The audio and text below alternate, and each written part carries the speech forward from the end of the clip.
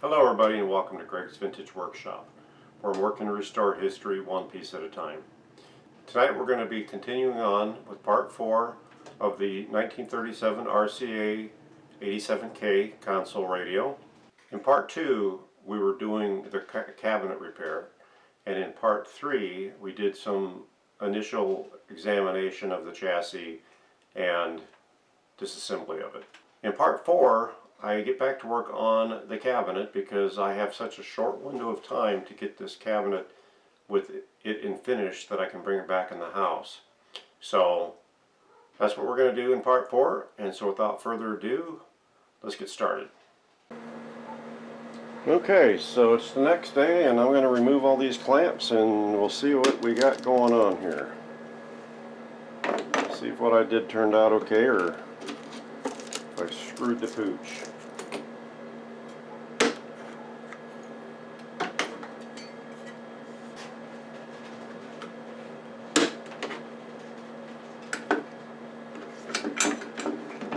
Wasn't a whole lot there to capture, actually.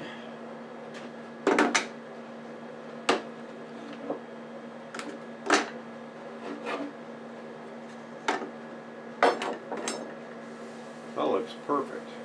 That looks great. That's the way I planned it. I love it when a plan comes together. Okay, so I've got this RCA 87K out here on my deck, all masked off so that my enamel paint that I'm going to shoot inside does not get on anything that's going to get stained or lacquered. So I was going to do it out here on my deck, but it's actually kind of breezy out here. I think I'm going to pull my truck out of the garage and do it in there. Alright, I brought it out here in my garage. It's a few degrees warmer out here. It's probably about 62 in here right now.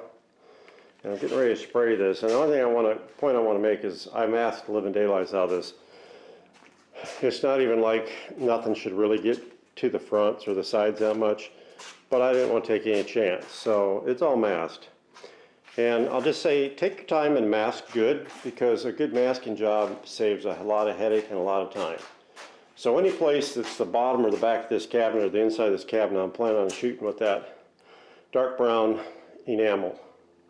So I went ahead and I put the old grill cloth piece down in here to keep it from going out the front that way. And I'll probably shift that around in order to get more coverage in a couple different spots. But for now, I'm going to put you in the tripod and you guys can watch me spray this thing. Just aerosol, nothing fancy.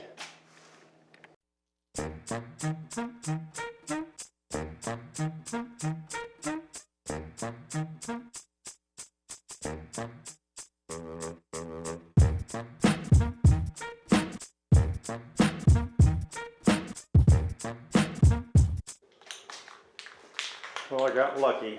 I had another spray can in the house I had never used before. Not the same color, but I had a lid on it, so hopefully this will work. Looks like it's going to.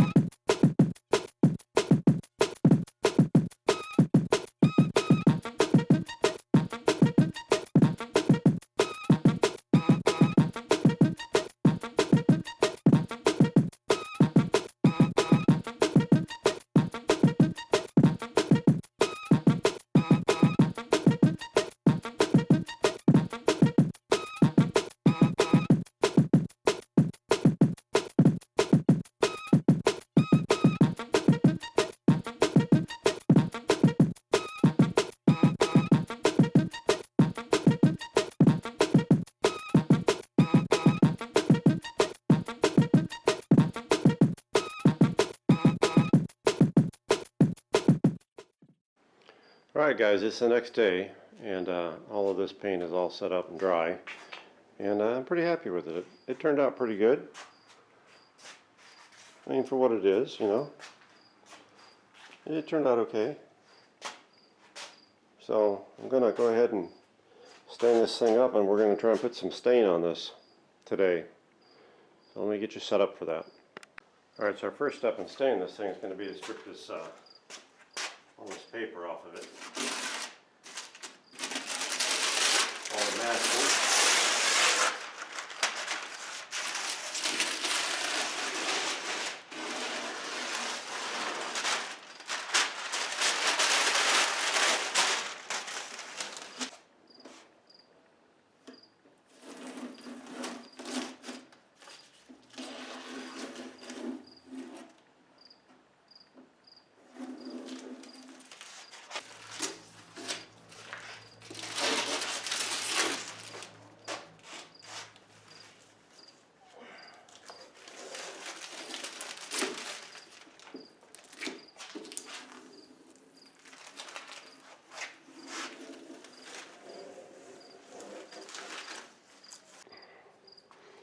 The next thing I got to do is I want to mask this front so that it stains differently than the sides and the other parts of the front.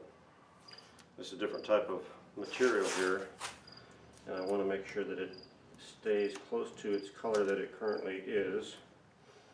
I bought some light called honey stain that I'm going to probably try and use for this, because I don't want it to get too dark. I don't usually use stains, I usually use all toners, but because of the situation where I can't seem to get stuff in any amount of decent time, I'm going to go ahead and try stains, because that's what I have here local. So the plan is I'm going to do the dark stuff first, and then I'll go back for the lighter stuff. That's the plan. How that plan works out will be another thing.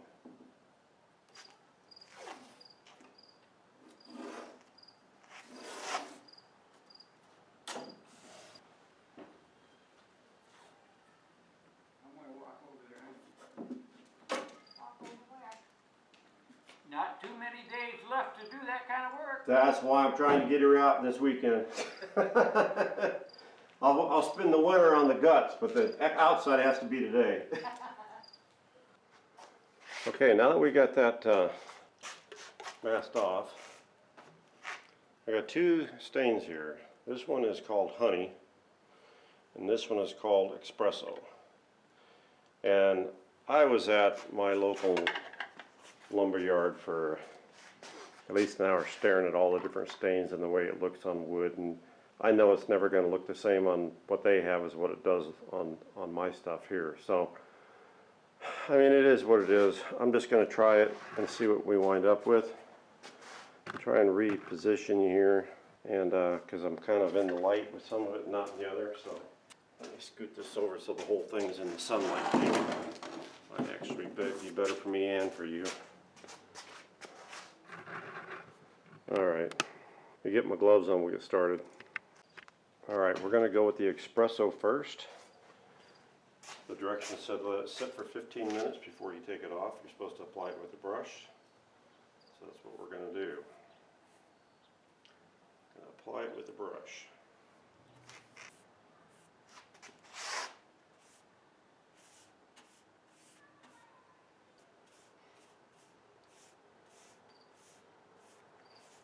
Yeah, I'm not feeling real good about this. Like I said, I'm definitely not a finisher type of guy. I usually use toners.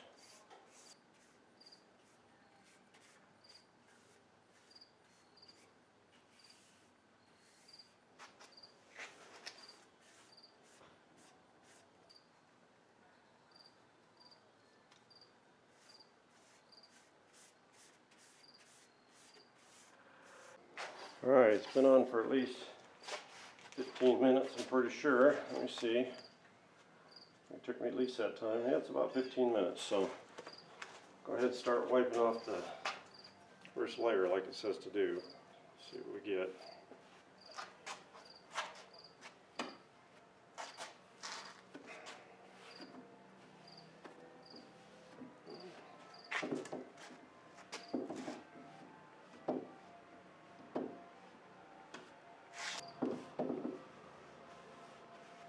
Probably not the right rag to be doing this with.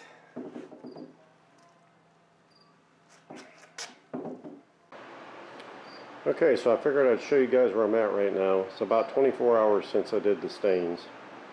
And I just got through shooting some toner on this to even things out the way I wanted it to be. The stains got me most of the way there. The toner's finished it up. I haven't shot any clear on it yet.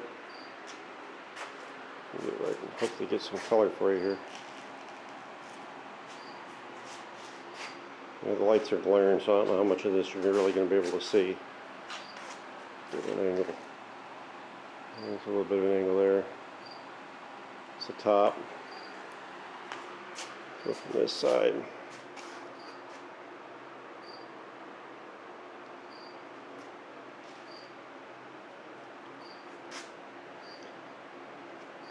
I think the lighting in my garage makes that look a lot blacker than it is.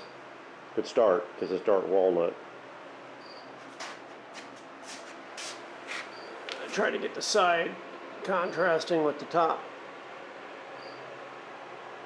And I try to get the front contrasting and similar to the front.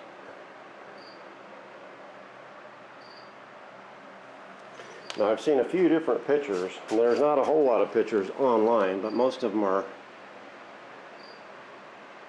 not real good.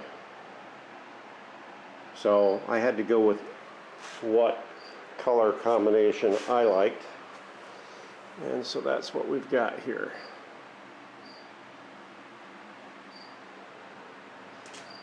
I'll give you guys more pictures of it. Once I get it clear coated, we'll get it out in the sunlight so you guys can see it better in the sunlight. This lighting in my garage is not very good lighting. I'm going to let it set overnight. I could probably clear it right now, but I want to make sure everything's set. And tomorrow I'll clear coat it, and I'll come back, I'll show you what we got. So I don't know if you guys can hear it, but we're out here in my garage and it is pouring down rain outside. It's 42 degrees out. This is Sunday, I think the 22nd. Heck, I don't know what day of the month it is. But I've been working hot and heavy on the cabinet for about a week and a half now. When I can, when the weather's been warm enough, in at least around 60 degrees and low humidity, so that I could get all of the stain and tone and clear lacquer shot on this cabinet, and I've got it done as far as that's concerned. I've still got to rub it out. I'll do a little bit of light sanding and rubbing on it, but other than that, I'm considering it done. One of the things I didn't do to this was I did not fill the grain. I probably should have filled the grain on the walnut. I've done that in the past on another radio, and I wasn't very impressed with how it turned out. I wanted to try a different one I've seen Dave in Australia use, which is kind of a water-based clear one, but I didn't have that. And so since I was in a hurry to get this cabinet done before I couldn't work on it any longer, which is kind of where we're at now, so I'm glad I got it where I've got it, I decided not to fill the grain. So it's certainly not perfect, but it is from 1937, and if you guys remember what it looked like when I first showed it to you, I think it looks pretty darn good. I'm happy with the way it turned out. I kind of like the 3-tone color scheme that I put on it. The stain didn't turn out the way I wanted it to. I didn't think it would. These types of woods don't accept stain the same. They accepted the stain on the one side a lot darker than it did on the other side, and I just didn't like the way it looked. So that's why I went ahead and finished toning it using my Mohawk toner, but again, all I had was the extra dark. So in the sunlight, I think it really looks awesome because you can really see the brown tone on the dark section here. I'll zoom in a little bit, but I wanted to give you guys kind of a feel for the way it turned out with the full shot there. Let me see if I can turn it around a little bit. Well, I'll zoom in first. Let me zoom in first and let you see the side up close before I go anything else here. So let's move it up here. And show you that side.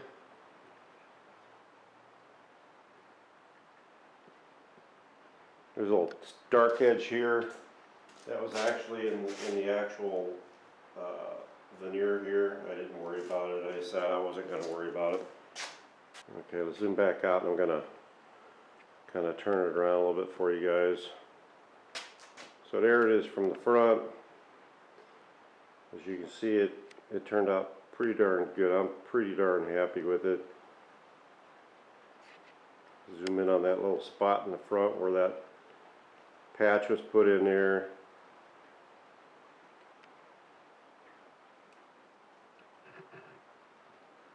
Got my RCA Victor decal on there. I kept the 3 vertical bars and the center lower piece lighter on purpose. I wanted to give that contrast from the vertical sections. They're on a tripod for a reason. Now I'll show you that here in a second. Let me take you off camera and I'll show you the top where I did that fix with the veneer. Okay, here's the top, and here's the fix. Now if you see this, you can see the grain pattern running, right? And you can see the grain pattern running here. The actual seam is right here, and you can see it a little bit. But the darkness here kind of goes in and matches the darkness here. So I mean, it's the repair is visible, obviously, but I think it's a lot better than it was. I think it turned out good. I'm pretty happy with it, actually. Very happy with it. You can see, if I get the camera angle just right, you can see the grain in the darker tops as well. You can see that it's not black, it's dark. And then right here, that was a black spot that was in from the beginning, and no matter what I did, I couldn't get rid of it. So I was like, well, you know, it's part of it. It's part of the history of this thing. So that's that. Like I said, I'm going to do some light sanding and rub it with some Carnauba paste wax and call the cabinet done. So now I'm going to put you back on the tripod. I'll show you why we're out here. Alright, so the reason we're out here in the garage today on this cold and wet and rainy and humid day is to work on the actual replacement of this cardboard that the grill cloth was on. And what I did was I went to my local Hobby Lobby and I bought this piece of foam board. Now this foam board is actually two-sided and it's got sticky on this side. I've never used this before, and I'm hoping I won't even have to worry about gluing the grill cloth to it. I'm hoping that I can stretch the grill cloth out firm and take this off and lay it on top of it and call it a day. Now, whether it works out that way or not, I don't know. But that's what I've done. Now, this foam board is a little bit thicker than what the actual cardboard was, but I think it's firmer and I think it'll do a better job overall. So the plan is I'm going to lay this on here, trace it out, cut it out, and then at some point I will paint the back of it to match the inside of the cabinet with that brown enamel that I have. Today the whole plan is just get this cut out, and then I wanted to show you the grill cloth. This is the grill cloth piece I took off of it, obviously, and I don't know how well it's going to show up in the video, but you can see it's like embossed. It's embossed with like a floral type of a pattern. And so I had gone online and attempted to find something that would resemble it as closely as possible. I first looked at Hobby Lobby when I was buying the foam board. I couldn't find anything even close. I went to Joann Fabrics, couldn't find anything even slightly close. So I went online and did a lot of searching, and finally on Etsy I found some material that in the photo it was hard to tell the color. It looked like it was basically a goldish color, two-tone, but it had a floral type pattern in it. Looked embossed. So I decided it was probably the closest I was going to get. I bought it, I got it. It actually is much better in person than it was in the photo. It is gold. It's not two-tone. Where it was a little darker is where it's embossed. And for new material from this day and age, I think it's going to work fine. I think it's going to look good, and that's what I'm going to use. I'll show it to you guys a little bit later, most likely in this video. But for now, I want to go ahead and get this marked up and cut as far as the foam board's concerned, and then we'll go from there. Because I can do this out in the garage, and then I can take this back in the house. Cabinet's going to stay out here in the garage at least until the rain stops, at least another day or two, and then I'll take it back down into the workshop. But I want to get this done out here, and so we'll go ahead and take care of this foam board today. So I'm going to even up the bottom.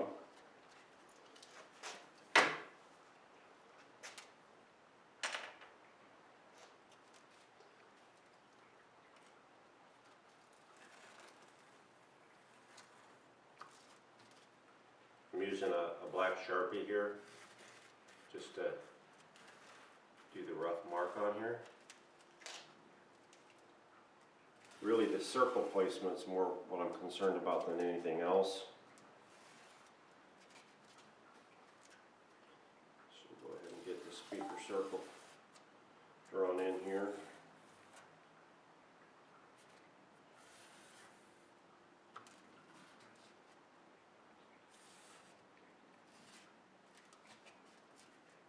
When I cut this circle, I'll cut outside of the line because the Sharpie is obviously thicker and it's not going all the way to where it would normally be.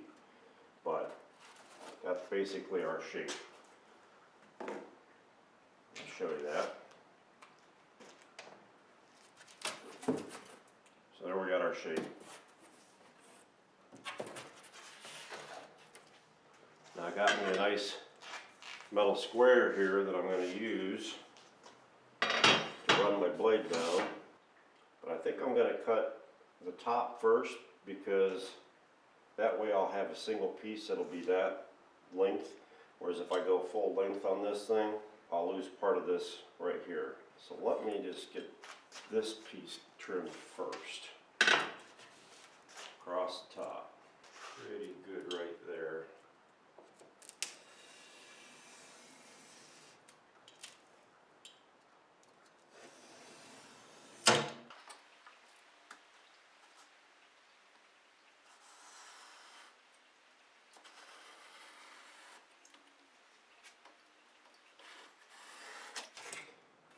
There we go.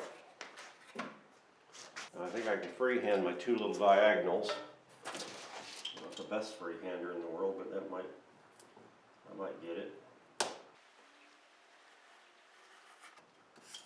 That one.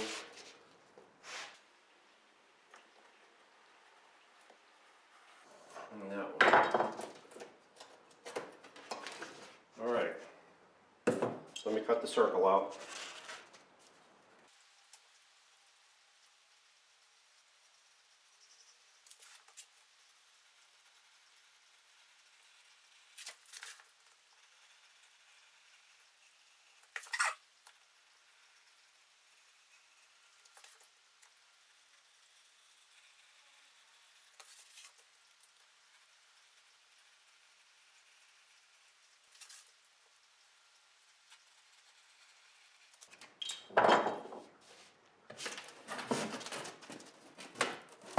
There we go.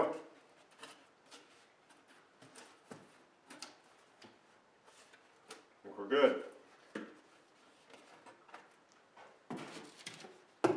Okay, I got a new speaker cover. Keep my big speaker from getting the cone popped out of it. All right, we're going to take this inside. As I said, rainy and too cold for doing much in the garage. I don't have a heated garage. I thought I'd show you guys this material that I got for this grill cloth.